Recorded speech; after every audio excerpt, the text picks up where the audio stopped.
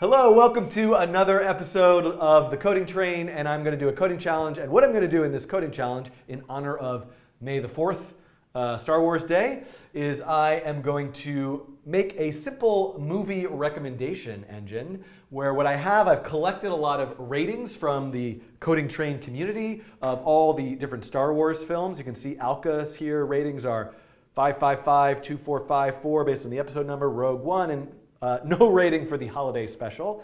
You know what though, I'm gonna, I think Alka, give me a rating. Alka, you're in the chat right now. Give me a rating for the holiday special. Let's see if there's any other nulls. Oh, there's a lot of nulls for the holiday special. You know what, we're gonna leave those nulls in there. We're gonna work around the nulls. That's gonna be part of our challenge here to deal with the fact that some people don't have ratings for particular movies. Okay, so what am I gonna do? The first thing that I wanna do in order to build this movie recommendation system. And first, I should mention a couple things. Number one is most of the code that I'm going to write, even though I'm going to write it from scratch, is essentially the same code that's in this book, Collective Intelligence. And it's a wonderful book. It's from, I think probably from like 8 years ago at this point. I think this is 2008 or 2009, but it's my knowledge is old. I'm still trying to get there.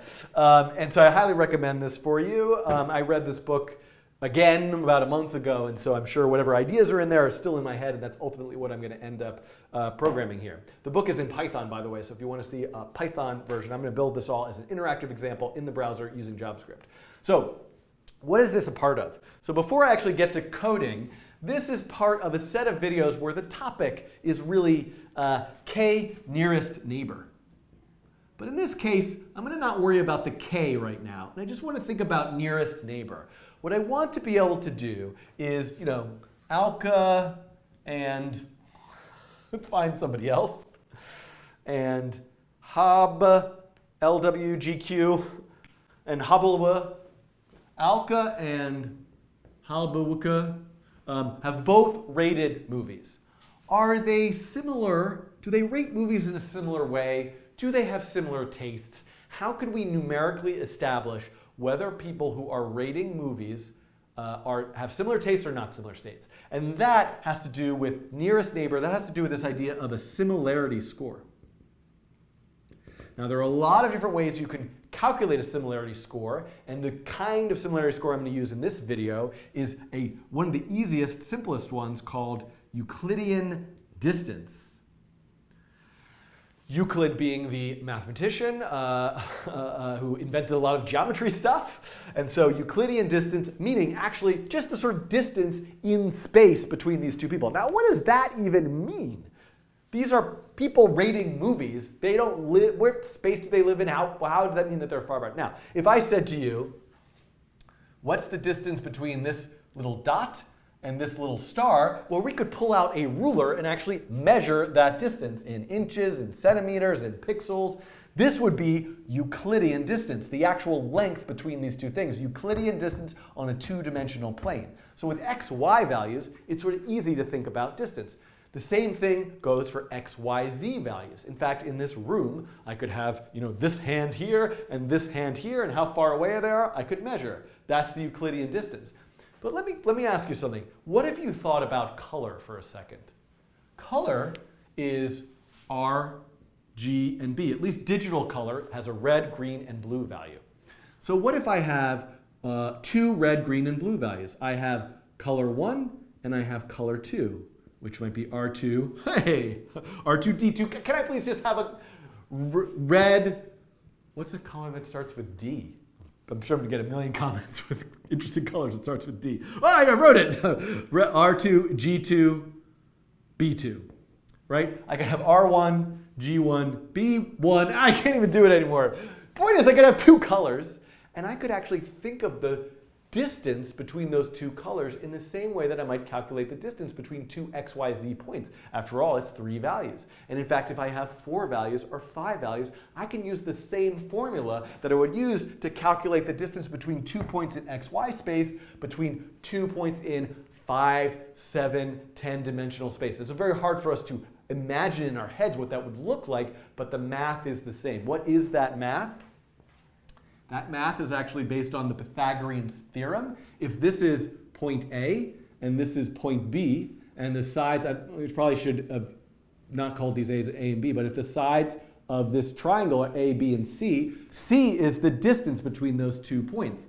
And A squared plus B squared equals C squared. So C equals the square root of A squared plus B squared. And in 3-dimensional space, A squared plus B squared plus F squared, forward amount plus G squared. These are the X differences, the Y differences. So this is ultimately what we're going to do. Now, at the end, I'll show you why there are I'll talk about why there are some issues with Euclidean distance and other ways of calculating similarity. But ultimately, what I've now established is with these two, let's say both of these critics have rated, given a star rating to 5 movies. All I need to do is get a distance score, which is the square root of the rating of movie 1 minus of movie 1, Alka's movie 1 minus, so Alka's movie 1 minus H movie 1 squared plus Alka's movie 2 minus H movie 2 squared, et cetera, et cetera, et cetera, for all 5 of those movies. So this is where we're going to start.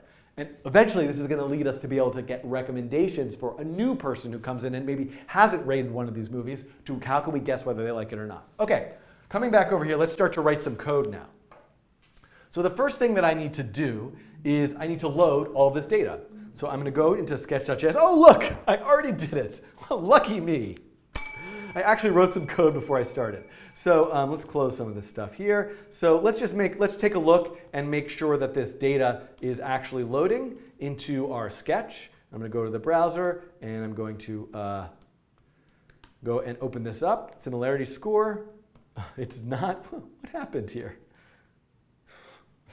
Why do I have this error here? Save. There we go. I don't know why that didn't work, but it's working now. And you can see, it loaded. There is an object that it loaded with a property called users, and that users is an array of 103 users. Each one of them has a set of ratings for all of these movies. Okay, great. So first thing that I want to do is I want to make something where the user can select 2 different critics by which to calculate a similarity score. So the way I'm going to do that is by 2 little drop-down menus. So what do I need to do? So the first thing I want to do is I want to say var users equals data.users.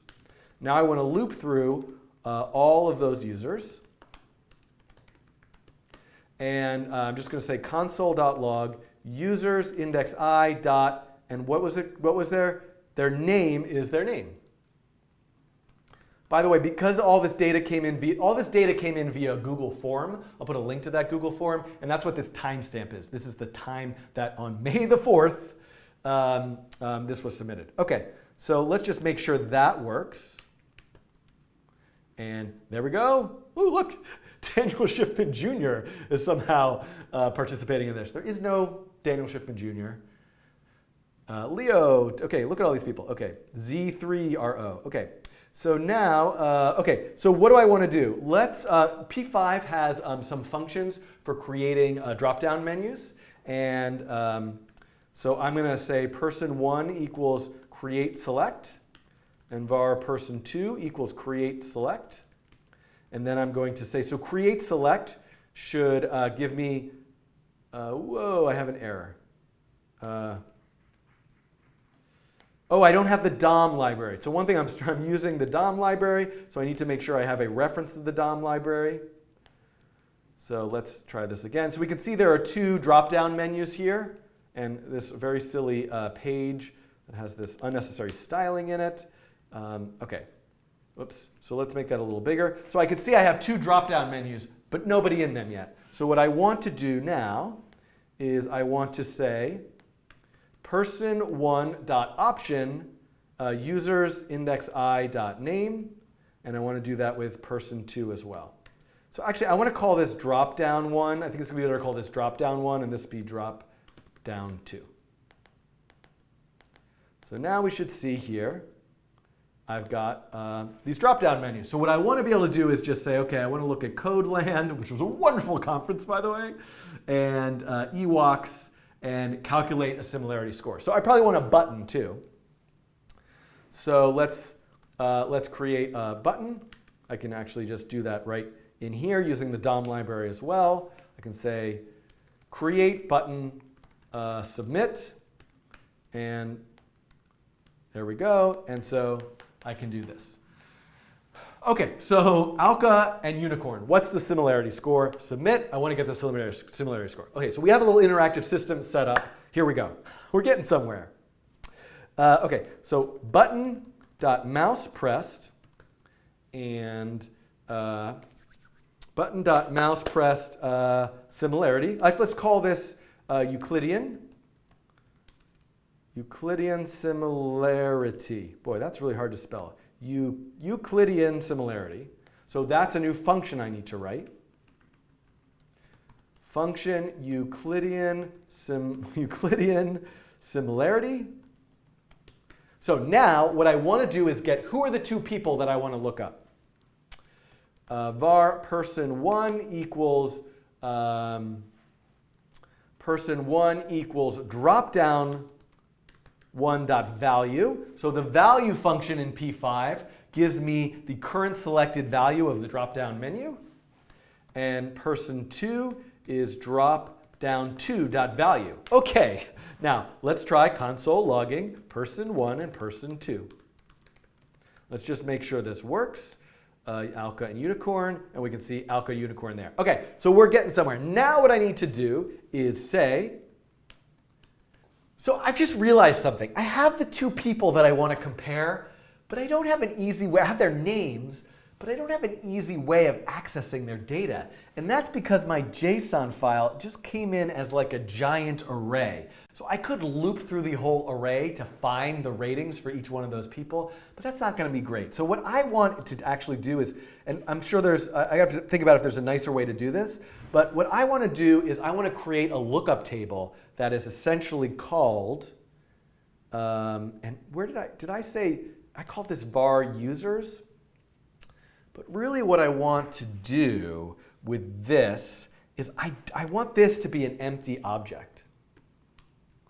Because I'm going to actually have this users variable become a lookup table for all the data associated with each user by their lookup by their name. So this loop, I'm just going to say data.users, data.users name, data.users name. So I'm going to forget about this variable as being this sort of shorter version of data.users and just use data.users there. And then what I'm going to do is I'm going to say users index. So you know what I would like to do is var name equals data.users index I name. And I'm going to put the name as the drop-down option and then say users name equals data.users index I. So in other words, all of the stuff is in an array. That's how it came in this JSON file. I could have reorganized the JSON file to work in a different way, but I'm just going to build a lookup table here in the code. I might as well. So now I'm just going to show you the difference here. If I say console.log data and console.log users, I think you'll see in the console what I mean. So I'm going to hit refresh, and I'm going to pull this over here. Now look at this. This is the original code. So up here is the original array, and you can see, look at that. It's just an ordered list where each critic is a lookup by its index. But this is useless to us. The order doesn't actually matter. So I've reworked the data, and now I have an object where each particular critic is actually listed by their name. So I can instantly see Corey's ratings are right here, look up by Corey. So now that I have that in my code, if I come back to the code, I don't need this console log anymore. I can now say I'm just going to show you console.log users index person1. Console.log users index person2. Now you might be asking yourself, huh? Wait, person1 is a string, but you're using array syntax, users index person1. JavaScript objects are collections of key value pairs, and I can access the key of an object. Like I could say users index Dan, or I could say users index Dan. These are 100%, well, these are identical, but a lot of times Dan might have a space in it. And so this is a completely invalid syntax, but this is valid syntax. So I have a video tutorial about this topic in particular called What is an Associative Array? I'm going to link to that in this video description. So if this is new syntax for you, you could pause here and go watch that video and then come back. Okay, but I'm going to move on now. Okay, so let's just see if I have both ratings. And what I'm going to do is I'm going to, sorry, where am I? Too much stuff here. I'm going to now hit refresh. And I'm going to hit submit. And look at this. I have Alka and Alka. And now I'm going to go switch to Alka and Unicorn. I'm going to hit submit. And I have Alka and Unicorn's ratings. So we can see I've got those objects with the ratings. Now it's finally time. How long is this video going on? Are you still watching? If you are, thank you very much. I'm going to actually do the similarity score now. Okay, so what do I need to do? Okay, so first of all, I need to get all of the movies associated with this particular person. Now, this is a little bit tricky, actually, because once again, I haven't been too thoughtful about how I structured this data. So the data has all of these movies and these particular timestamps. So you know what I'm going to do? This is a little bit silly because I'm just going to have an extra thing. I'm going to hard code in the list of all the movies just to make this a little bit easier. I could certainly extrapolate this. I probably should do that. Let's extrapolate it. What I want to do is get rid of timestamp and name. So what I'm going to do, this is fine. Sorry, I thought about this stuff before I started. There's a lot of different ways I could approach this. So I'm thinking it through right now. But one thing I'm going to do is I'm going to say var titles. So the movie titles equals object.keys person1. So this is going to give me an array of all of the keys that are part of person1. What are those things? They are timestamp, name, and all of these. Now I want to ignore timestamp and name. So then what I'm going to do is I'm going to loop through all of the titles.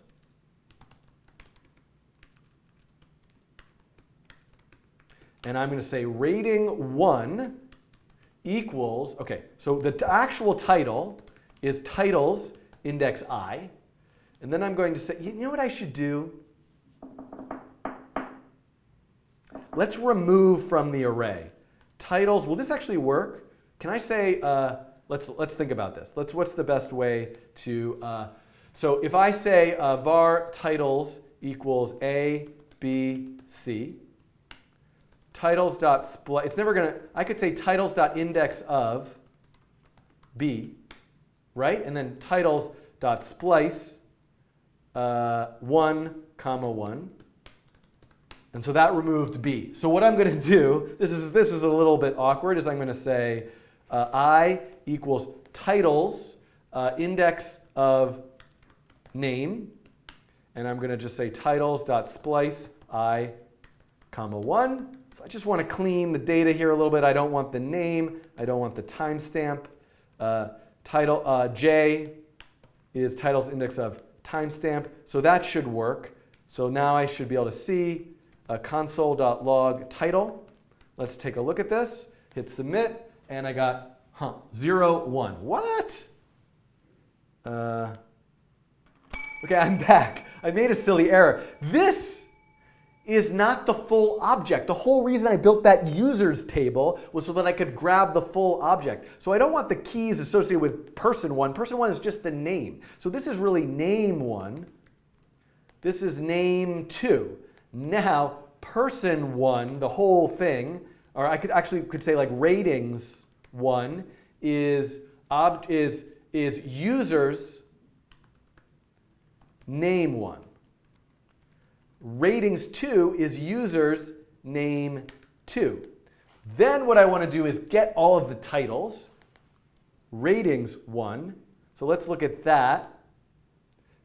We can say, okay, they're all the titles, but it has timestamp and name in it. So now, if I console log titles again after removing them, we should see, there we go, the array with timestamp and name, and now here it is removed. And so now what I can do is I can get rid of these console logs. And now what I can actually do is say rating 1 equals ratings 1 for that title. Rating 2 equals ratings 2 for that title. So this is me looking at each and every one of those ratings one at a time. And now I want to look at the difference. The difference between how did user 1 rate episode 4 and how did user 2 rate episode 4. So now I'm going to say var difference equals rating 1 minus rating 2. This is, if I come back over here, this, the difference squared. And in the formula, I need to square that difference, sum all the squares of the difference, and take the square root. Again, lots of other formulas we could apply. The square root calculation is perhaps unnecessary here, and it's expensive, but I'm going to do it the standard traditional way. So what do I need to do? I need to add up the squares of all these differences. I'm going to say sum equals 0, sum of squares. And so now I'm going to say sum of squares plus equals difference times difference. And now I'm going to say square root of difference equals the square root of the sum of the squares. And actually, this is the distance. So this is now the distance. So what I'm going to do now is I'm going to say create p distance. So let's look at this. Okay? Create p distance. So we're now going to see, let's see if we get something here. Now, if I do alka and alka, if everything works correctly, I should get a distance of 0. 0, right? Because 2 people, alka is identical to alka. Okay, now I'm going to switch to alka and unicorn, and I also got 0. I'm a little bit concerned here. Alka and ewoks, 0. Okay, I don't like the way this is going. Let's see if I have an error. Aha, I can see it in the chat already. Look at this. Ratings 1 equals, no, up here. Aha, very important that I actually get the ratings from the second user. If I get the ratings from name1, it's going to be wrong. So now let's go back and say alka and alka have a similarity score of 0, and unicorn and alka have a similarity score of 6.32. Now here's the thing. If they're more similar, the number should actually be higher. And if they're really far apart, that number should be lower. I want to have a similarity score where the more similar two people are, the higher their score. So what I really want to do is make some adjustments to the formula. So one way to invert a value is to actually say similarity equals 1 divided by d. Right? I want to invert the distance. If the distance is 10, I get 1 divided by 10, which is a bigger number than if the distance were 20, 1 divided by 20. But here's a problem. What if the distance was 0? So a nice way that I can fix that is just say 1 plus d. What this will actually give me is a number between 0 and 1. Because if the two people are identical, 1 divided by 1 plus 0 is 1 divided by 1, a similarity score of 1. And if d went to infinity, like the distance is as far away as possible, 1 divided by infinity approaches 0. So I have some number between 0 and 1. So we can now see alka and alka, oops. And so now I want to create p. And let me actually change this to what I'm going to do is I'm going to I'm going to make a variable called result p. And I'm not really being thoughtful about how I'm designing this at all. I'm going to say result p equals create p with nothing in it.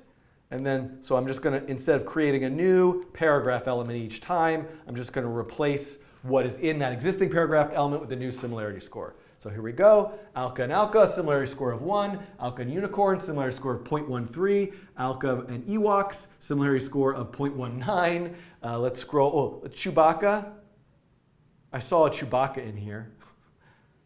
Chewbacca and the ewoks, a similarity score of 0.166666. Okay, so similarity score between two people. What have I missed? So one thing is there were some ratings that were null. So I gotta watch out for this. What am I getting if I have a null rating? So let's just say if rating 1 equals null, console.log null. So let's just check this. Did alka have? Yeah, so alka had one particular rating that was null. So what happens when I say null minus null? JavaScript has sort of worked itself out anyway, but what I really should do is check and make sure if either of these ratings is null or undefined. So I can't say not because it could be 0 and that would evaluate to false. I guess in this case, the only value I'm getting is null based on my data. So this is going to be fine. But I might have to be more thoughtful about error checking ultimately. But as long as rating 1 is null and rating 2 is not equal to null, I can go forward and continue to do this. So, so here we are. Now the only issue I might get is if somebody didn't rate anything, I'm ultimately going to get a similarity score of 1. But anyway, error checking aside, I could do a better job of that. At least I'm now checking to make sure there isn't a particular value of null. Okay, so here we go. Unicorn and this dot, and we have our similarity score. Okay, so we've come to the end of this particular video. I would encourage you to try getting this code, get your own data, make a different data set, see what you can do with this sort of idea of similarity scores. And here's an exercise for you, which I'm going to do in the next video. What if I wanted to take any user and just give me a list of the 5 most similar users? And this is the next step we need for something called k nearest neighbor. Because what I want to do is start to evaluate to look at how can I find, based on all the data, what can I find that's similar to me? And so that's something I'm going to do in the next video, and that's going to lead us towards this idea of making a recommendation system for a new user who might not have rated all the movies. How can we then predict a rating for a movie that new user hasn't watched? So that's coming. The other thing I'll mention is something you might want to look into is the something called the Pearson correlation score. So one issue with Euclidean distance is that let's say the Ewok rates all the movies 4 and 5, 4 and 5, 4 and 5, 4 and 5 stars. Chewbacca rates all the movies 1 and 2, 1 and 2, 1 and 2 stars. Well, let's say that for every movie that the Ewok rates a 4, Chewbacca rates a 1. And for every movie that the Ewok rates a 5, Chewbacca rates a 2. Their distance score might be quite far apart, but their tastes are actually quite similar. So the Pearson correlation is a way of calculating a similarity score that kind of accounts for that difference in range. It has to do with fitting the data to a line and looking at the slope of that line. If I were to graph all of Chewbacca's scores and they looked kind of like this, and I were to graph all of the Ewok scores and they look like this, well, even though the Ewok scores are all much lower, it's the same shape as Chewbacca. So the Pearson correlation would be a very high similarity, whereas if Chewbacca's scores look like this, then they're going to be it's going to be very low similarity. So I do have this built, and you can check this particular video's description for a link to an example that has the Pearson correlation score built into it. Maybe I'll come back and do that as a coding challenge, but it's a bit of an ancillary point to this particular video. Okay, maybe I'll see you in the next one.